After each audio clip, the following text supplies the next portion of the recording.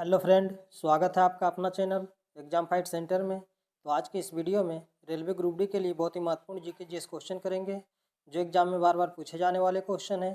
तो आप लोग इस वीडियो को पूरा देखें और ज़्यादा से ज़्यादा दोस्तों के साथ शेयर करें।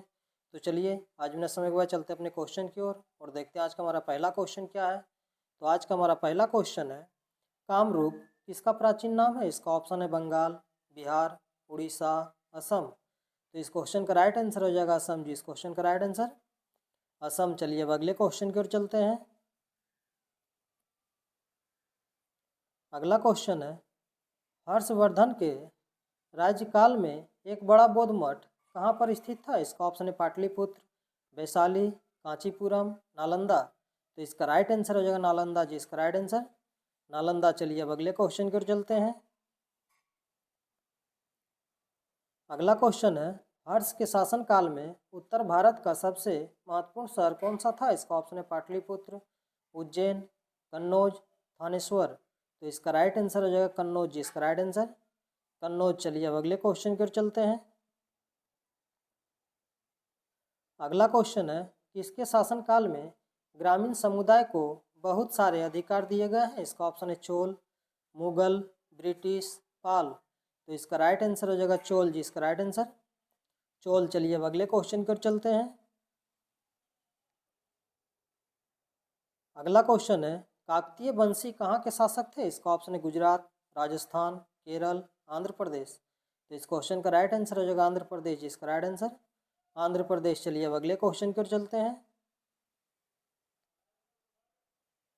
अगला क्वेश्चन है, सबसे पहले कौन सा हड़प्पा कालीन स्थल खोजा गया था? इसका ऑप्शन है हड़प्पा, मोहनजोदड़ो, लोथल, इनमें से कोई नहीं। तो इसका राइट आंसर हो जाएगा हड़प्पा जी। इसका राइट आंसर हड़प्पा। चलिए अब अगले क्वेश्चन की ओर चलते हैं। अगला क्वेश्चन है, मोहनजोदड़ो कहाँ स्थित है? इसका ऑप्शन है पंजाब, सिंध, गुजरात, उत्तर प्रदेश। तो इसका राइट आंसर हो जाएगा सिंध जी। इसका राइट आंसर सिंध। चलिए अब अगले क्वेश्चन की ओर चलते हैं। अगला क्वेश्चन है, निम्नलिखित में से कौन सा स्थल भारत में नहीं है? इसका ऑप्शन है हड़प्पा, कालीबंगा, रंगपुर, रोपड़। तो इसका राइट आंसर हो जाएगा हड़प्पा जी। इसका राइट आंसर हड़प्पा। चलिए अब अगले क्वेश्चन की ओर चलते हैं। अगला क्वेश्चन है, मानव द्वारा सर्वप्रथम किस धातु का उपयोग किया गया था? इसका ऑप्शन है तांबा, चांदी, कांसा, पीतल। तो इसका राइट आंसर हो जाएगा तांबा जी। इसका राइट आंसर तांबा। चलिए अब अगले क्वेश्चन की ओर चलते हैं। अगला क्वेश्चन है, ऋग्वेद में सबसे पवित्र नदी का जिक्र था, वो कौन था? सरस्वती, गंगा, यमुना, सिंधु। तो इसका राइट आंसर हो जाएगा सरस्वती जी। इसका राइट आंसर सरस्वती। चलिए अब अगले क्वेश्चन की ओर चलते हैं। अगला क्वेश्चन है, पुराणों की कुल संख्या कितनी है? इसका ऑप्शन है 20, 16, 14, 18। तो इसका राइट आंसर हो जाएगा 18 जी। इसका राइट आंसर 18। चलिए अब अगले क्वेश्चन की ओर चलते हैं। अगला क्वेश्चन है, गायत्री मंत्र का सर्वप्रथम उल्लेख कहाँ मिलता है? इसका ऑप्शन है ऋग्वेद में, अथर्ववेद में, उपनिषद में, पुराणों में। तो इसका राइट आंसर हो जाएगा ऋग्वेद में जी। इसका राइट आंसर ऋग्वेद में। चलिए अब अगले क्वेश्चन की ओर चलते हैं। अगला क्वेश्चन है, भगवान बुद्ध ने अपना प्रथम उपदेश कहाँ दिया था? इसका ऑप्शन है बोध गया, सांची, सारनाथ, कुशीनगर। तो इसका राइट आंसर हो जाएगा सारनाथ जी। इसका राइट आंसर सारनाथ। चलिए अब अगले क्वेश्चन की ओर चलते हैं। अगला क्वेश्चन है, बौद्ध धर्म के प्रचार प्रसार के लिए कौन सी भाषा प्रयोग की गई थी? इसका ऑप्शन है संस्कृत, प्राकृत, पाली, हिंदी। तो इसका राइट आंसर हो जाएगा पाली जी। इसका राइट आंसर पाली। चलिए अब अगले क्वेश्चन की ओर चलते हैं। अगला क्वेश्चन है, महावीर का जन्म कहाँ हुआ था? इसका ऑप्शन है सारनाथ, कुंडलग्राम, नालंदा या इनमें से कोई नहीं। तो इसका राइट आंसर हो जाएगा कुंडलग्राम जी। इसका राइट आंसर कुंडलग्राम। चलिए अब अगले क्वेश्चन की ओर चलते हैं। अगला क्वेश्चन है, बिंबिसार के समय में मगध की राजधानी कौन सी थी? इसका ऑप्शन है राजगीर, नालंदा, तक्षशिला, पाटलिपुत्र। तो इसका राइट आंसर होगा राजगीर जी। इसका राइट आंसर राजगीर। चलिए अब अगले क्वेश्चन की ओर चलते हैं। अगला क्वेश्चन है, मगध का कौन सा शासक बुद्ध का समकालीन था? इसका ऑप्शन है चंद्रगुप्त मौर्य, अजातशत्रु, बिंबिसार, महापद्म नंद। तो इसका राइट आंसर हो जाएगा बिंबिसार जी, इसका राइट आंसर बिंबिसार। चलिए अब अगले क्वेश्चन की ओर चलते हैं।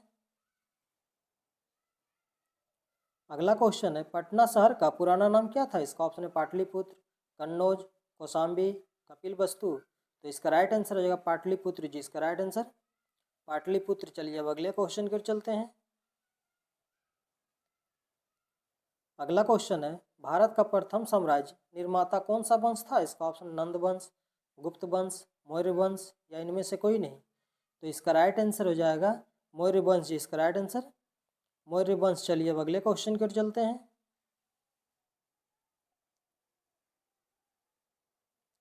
अगला क्वेश्चन है निम्नलिखित में से कौन सा भारत का प्राचीनतम राजवंश है? इसका ऑप्शन है वर्धन, कुषाण, मौर्य या गुप्त। तो इसका राइट आंसर हो जाएगा मौर्य जी, इसका राइट आंसर मौर्य। चलिए अब अगले क्वेश्चन की ओर चलते हैं। अगला क्वेश्चन है किस स्थान के निकट प्रसिद्ध कलिंग युद्ध लड़ा गया था? इसका ऑप्शन है उदयगिरी, उड़ीसा, बालासोर, बाराबांकी। तो इसका राइट आंसर हो जाएगा उड़ीसा जी, इसका राइट आंसर उड़ीसा। चलिए अब अगले क्वेश्चन की ओर चलते हैं।